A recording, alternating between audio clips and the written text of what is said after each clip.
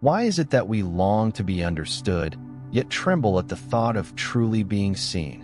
Why do we crave connection, yet flinch when someone gets close enough to touch the soft, unguarded parts of us? And maybe even deeper, why does revealing our authentic self feel less like freedom and more like standing barefoot at the edge of a cliff? Today, we're stepping into that tender, trembling space, the space between who we are and who we allow the world to witness. Because what if the fear of being seen isn't weakness at all, but a doorway? What if the trembling is the soul waking up? Let's start gently. From childhood, we learn to craft versions of ourselves, shiny masks that win approval, attention, safety. Maybe it was the quiet kid who became the achiever. Maybe it was the sensitive soul who learned to laugh louder than their fear. Maybe it was you, shrinking or stretching yourself to fit the rooms you walked into. And over time, that mask becomes familiar, almost comforting. But beneath it, something else stirs. A pulse, a truth, a self, as Carl Jung said, who you are and who you have always been. Yet when this deeper self rises, even softly, it brings the shadow with it. Jung believed the shadow isn't evil or shameful. It's simply the part of us we learned to hide, the anger we swallowed, the dreams we buried, the softness we protected, the tears we told ourselves were too much. So when someone looks at you with real curiosity, when someone says, "I want to know you," something inside awakens. But so does the fear, because to be seen is to risk losing the mask that once kept you safe. What if they misunderstand? What if they judge? What if they see the parts you kept tucked in the dark? As Jung wrote, what you resist not only persists, but grows. And that is why vulnerability feels like an earthquake. It shakes loose everything you've tried to hold together. But maybe that's the beginning of becoming whole. Maybe the trembling is an invitation. Today, we begin peeling back the layers, not harshly, but with reverence. Because the truth is simple. You were never meant to live unseen. And the shadow you fear? It's not your enemy. It's your unfinished story asking to be told. Before we learn to fear being seen, something else happens. Quietly, subtly, almost invisibly. We learn what not to show. We learn which parts of ourselves earn warmth, and which parts earn silence. Childhood is where the first shadows are cast, not by malice, but by misunderstanding. A sensitive child is told to be strong. A curious child is told to calm down. A creative child is told to be practical. And so the inner world begins to fold in on itself, tucking away pieces that felt too fragile for daylight. Carl Jung called the mask we create to survive society the persona, a bridge between who we are and who the world expects us to be. At first, it's protective, even helpful. The persona helps us navigate school, friendships, family. It gives us roles, language, belonging. But slowly, it demands something in return, silence from the deeper self. And the deeper self obeys, whispering from behind the curtain while the persona performs on stage. But there's a cost. Because the more refined the mask becomes, the harder it is to take it off. You start to fear that if someone glimpses what's underneath, your softness, your longing, your truth, they might step back. They might say, "I didn't expect that from you." They might leave. In Jung's view, the parts we exile do not disappear. They wait. They gather energy. They become the shadow, not because they are dark, but because we place them there. And vulnerability is what stirs them. It's the light that makes the dust swirl in the room we've kept closed for years. That's why intimacy, real intimacy, feels dangerous. Not because someone might hurt you, but because they might see the walls you built to keep yourself from being hurt. They might see the tremble behind your confidence. They might see the longing behind your independence. They might see the softness behind your strength. And suddenly, the persona wavers. The mask fractures. The real self presses forward like a hand against thin glass. This moment, this trembling, is the beginning of awakening. Jung wrote that the meeting with the shadow is a moral challenge. because it asks you to be honest with yourself before you can be honest with the world. Vulnerability isn't weakness. It's the soul knocking gently on the door, saying, "Let me back into your life. Let me breathe. Let me be seen." It's here, in this tender threshold, that transformation begins. There comes a moment, quiet, sudden, unmistakable, when someone's presence touches a trembling place inside you. Maybe it's the way they listen without interrupting. Maybe it's the softness in their eyes. Maybe it's simply the fact that they're not looking at who you pretend to be, but at you. And in that instant, something ancient stirs, your shadow, awakened by the light of being seen. Jung believed the shadow rises not as punishment, but as invitation. It surfaces precisely when consciousness is ready to expand, even if the ego resists. And oh, how the ego resists. The ego whispers, "Pull back. Close the door. Don't show that part of yourself." They'll change their mind if they see the truth. But beneath that fear, another voice speaks, a quieter one. It says, "This is who you are. Step forward." Yet stepping forward feels impossible. Because the persona isn't just a mask anymore. It's a shield you've carried for decades. You've polished it, decorated it, learned to move gracefully while holding it. And now vulnerability asks you to set it down. Of course it feels terrifying. In Jung's view, the shadow holds the parts of us we once hid to stay safe. Our longing, our intuition, our unfiltered emotion, our unspoken truth. So when someone gets close enough to see your real self, the shadow leaps forward like a startled animal, unsure whether this nearness is danger or salvation. That inner shaking? It's not weakness. It's recognition. Because deep down, your psyche knows that every moment of intimacy is a doorway to transformation. To be seen is to be mirrored. To be mirrored is to be known. And to be known is to risk becoming more than the persona you built to survive. For the first time, you sense that the walls you crafted may not be protecting you anymore. They may be confining you. Vulnerability shines a soft light through the cracks, revealing not just what you fear others might see, but what you have avoided seeing in yourself. Jung wrote that what we deny stays behind us, what we accept transforms us. And this is the crossroads vulnerability brings you to. Remain behind the mask, or step into the light where transformation becomes possible. Most people turn back, but you are beginning to feel the pull of something deeper, a soft gravity drawing you toward authenticity. And the shadow, awakened, follows, no longer an enemy, but a guide. It's easy to think the fear of being seen is just in your head, a passing worry or an overreaction. But the truth is deeper, older. The body remembers every moment you learned it wasn't safe to show yourself. Every dismissal, every misunderstanding, every time you opened a small, trembling part of your heart and the world wasn't ready to receive it. So when vulnerability appears again, real vulnerability, the kind that invites your soul to step forward, the body reacts before the mind understands. The chest tightens, the breath shortens, the throat closes as if guarding a secret.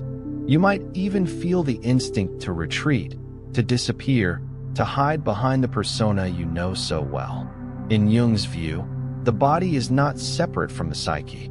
It's the first messenger of the unconscious, the instrument through which the shadow whispers.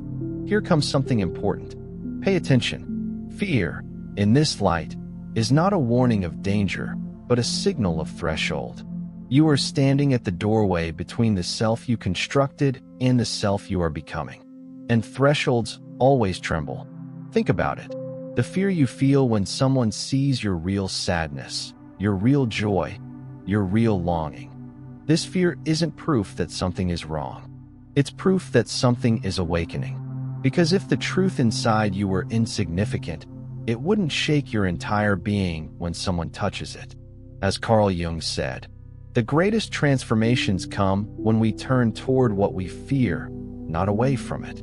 And vulnerability is one of the most powerful catalysts for that turning. It asks you to stay open even when the instinct is to close. It asks you to breathe even when your body tightens. It asks you to lean into the trembling rather than retreat from it. And something else happens here, something subtle but profound. You begin to sense that the version of yourself you've shown the world isn't the whole story. That beneath the persona, beneath the rehearsed lines and practiced smiles, there is a deeper, richer, more expansive self waiting to emerge. This is why vulnerability feels so dangerous. Not because someone might hurt you, but because you sense that if you allow yourself to be seen, you will never again fit back into the smaller version of yourself. This is the soul's quiet rebellion, the beginning of unraveling, the first step toward authentic wholeness. And whether you realize it or not, you have already stepped onto the path. If vulnerability is the doorway to our true self, why do we cling so tightly to the persona, even when it drains us, exhausts us, shrinks us? Why do we keep polishing the mask long after it has begun to crack? The answer is simple, and yet profoundly human. The persona once kept us safe. It protected us in childhood, when approval meant belonging and belonging meant survival. It protected us in school, where fitting in mattered more than authenticity. It protected us in early relationships, where we learned that love sometimes responded better to performance than honesty. But what begins as protection often becomes limitation. And the persona, once a shield, becomes a cage. In Jung's view, the persona is not the enemy. It's a bridge, a necessary interface. But problems arise when we mistake the bridge for the home, when we forget that the persona is meant to be a tool, not an identity. Here lies the paradox. We long to be seen, yet fear it. We crave authenticity, yet hide from it. We ache for connection, yet present a version of ourselves that no one can truly touch. And every time someone gets close enough to sense the truth beneath your practiced composure, your instincts flare. Not because you don't want to be known, but because being known threatens the delicate architecture of the persona you've spent a lifetime constructing. Imagine it. If the persona cracks, the shadow rushes forward. If the shadow appears, the deeper self stirs. If the deeper self stirs, your life cannot remain the same. And that is what you fear, not judgment, not rejection, but transformation. As Carl Jung said, the most frightening thing is to accept oneself completely, because once you do, the mask becomes unnecessary. And without it, you can no longer hide from your own potential, your own longings, your own truth. So we hold the persona in place, even as it suffocates us. We smile when we want to cry. We nod when our soul whispers no. We dim our truth to preserve the image we've spent years curating. But here is the deeper truth. Your persona is growing too small. Your soul is outgrowing the stories you built around it. And the fear you feel when someone looks at you with genuine interest, genuine presence, genuine care, that fear is the pressure of the persona beginning to crack. Not to expose you, but to liberate you. There is a particular kind of moment, rare, unsettling, unmistakable, when someone looks at you and their gaze seems to slip past your practiced expressions, past your stories, past your carefully arranged persona. They don't stare. They don't pry. They simply see. And in that instant, something in you both expands and recoils. Part of you wants to step closer. Part of you wants to run. Why does this moment feel so charged? Why does it feel as though the air thickens, as though time pauses, as though the self you've been protecting suddenly stands exposed? Because being seen without distortion means your shadow is being seen too. In Jung's view, genuine human connection is dangerous to the ego precisely because it activates the unconscious. A simple moment of presence, someone truly listening, truly observing, can awaken everything you've tried to keep hidden. Not because they're digging for your secrets, but because their presence creates a mirror polished enough for you to see yourself. And the psyche trembles, not from danger, but from truth. The parts you've repressed, the longing, the tenderness, the unhealed stories, rush toward the surface like roots breaking through soil after a long winter. Vulnerability does not summon the shadow as an enemy. It summons it as a witness. This is why you sometimes pull back from people who feel too close without knowing why. It's not their closeness you fear. It's your own reflection rising in their presence. As Carl Jung said, the meeting of two personalities is like the contact of two chemical substances. If there is any reaction, both are transformed. And transformation, even the gentlest kind, is unsettling. It requires the death of the old image. It requires the birth of something more authentic. So when someone sees through your mask, your first instinct might be to shut down, to redirect, to retreat into familiar emotional territory. Not because they've done something wrong, but because your psyche recognizes that a threshold has been crossed. You can no longer pretend you are only the persona. You can no longer silence the deeper truth rising in your chest. You can no longer hide from the parts of yourself illuminated by their presence.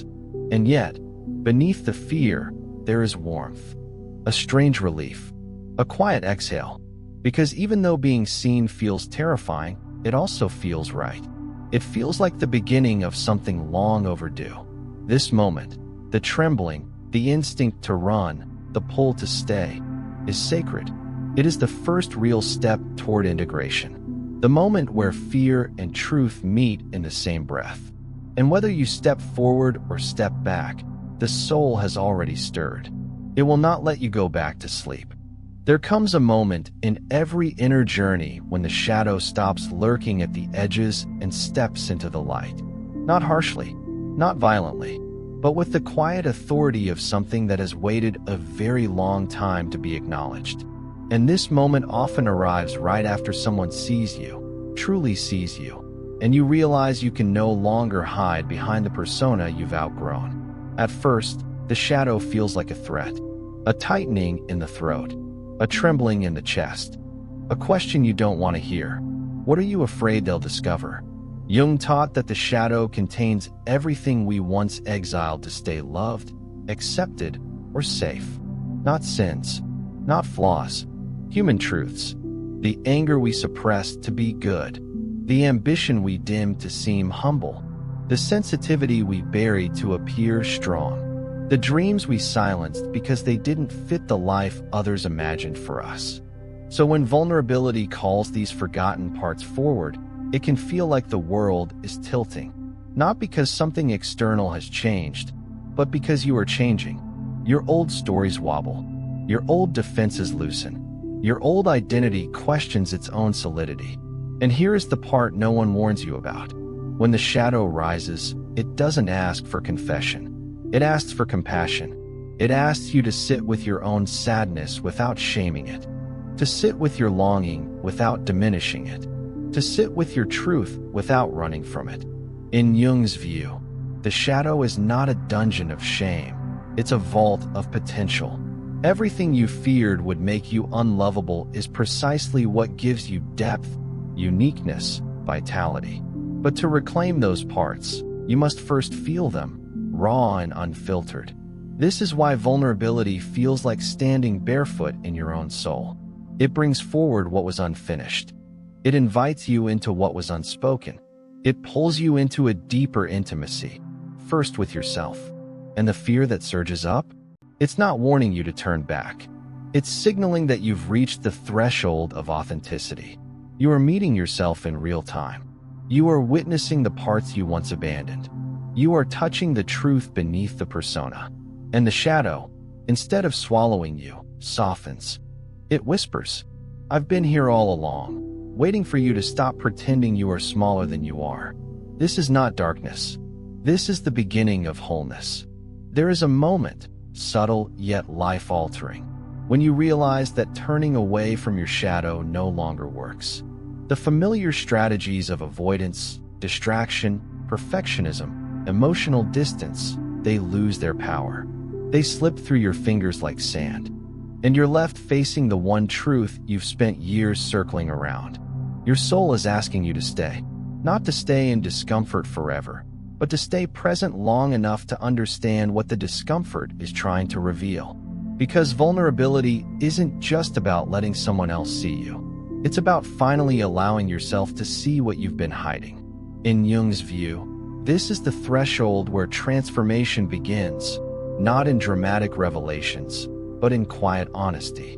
When you stop negotiating with your emotions and simply acknowledge them. When you stop pretending you're unaffected. When you stop shrinking your truth to keep the peace within your own mind. And yet, this staying requires immense courage. Because staying means feeling. Feeling means remembering. Remembering means confronting the stories you told yourself to survive. You might discover that the fear of being seen was never about others at all. It was about what you believed being seen would reveal. Your tenderness, your hunger for connection, your grief, your longing for something more meaningful than performance. Carl Jung said that the most terrifying confrontation is with the self. And yet, he also believed that facing this inner truth is the only path to wholeness. When you stop running, something miraculous happens. The emotions you feared would overwhelm you begin to soften. The thoughts you kept locked away lose their sharpness. The parts of yourself you avoided begin to unfold like petals in warm light. The act of staying doesn't imprison you. It liberates you. Because for the first time, you realize that honesty with yourself is not a burden, it's a doorway. A kind of inner alignment that releases the tension of holding separate identities, the self you show and the self you suppress. When you stay, you begin to weave them together. You realize that authenticity isn't a grand declaration. It's a quiet return, a homecoming to the self you abandoned to be who others needed you to be. And from this place, vulnerability becomes less of a threat and more of a horizon, a widening, a space where your inner world is finally allowed to breathe. The fear doesn't disappear, but it changes. It becomes a companion, not a cage, a signal of truth, not danger, a reminder that you are shedding a version of yourself that no longer fits. This is the beginning of inner freedom, not the loud kind, the deep kind, the kind you feel in your bones. By the time you reach this point, after the trembling, after the shadow steps forward, after the honesty begins, you start to notice something unexpected. The fear of being seen doesn't vanish, but it changes shape. It becomes something deeper, more intimate, almost sacred. Because now, the question isn't, what if they see who I really am? The question becomes, what if they see who I really am and stay? This is where the real trembling begins. We think the greatest fear is rejection, but in truth, one of the deepest fears of the human heart is being accepted, fully, gently, without condition. Because acceptance requires a profound surrender. It means you can no longer hide behind the persona you perfected. You can no longer pretend you are smaller, safer, or simpler than you truly are. In Jung's view, real connection is a force of transformation. It does not leave the psyche unchanged. It does not allow you to slip back into unconscious patterns. When someone meets you with authentic presence, they call forth your own authenticity. When someone loves you in truth, they call forth the parts of you that can no longer stay fragmented. And this is where fear quietly resurfaces, not as an enemy, but as a messenger. Because the moment someone accepts your shadow as easily as your light, you realize something life-altering. You cannot return to who you were before.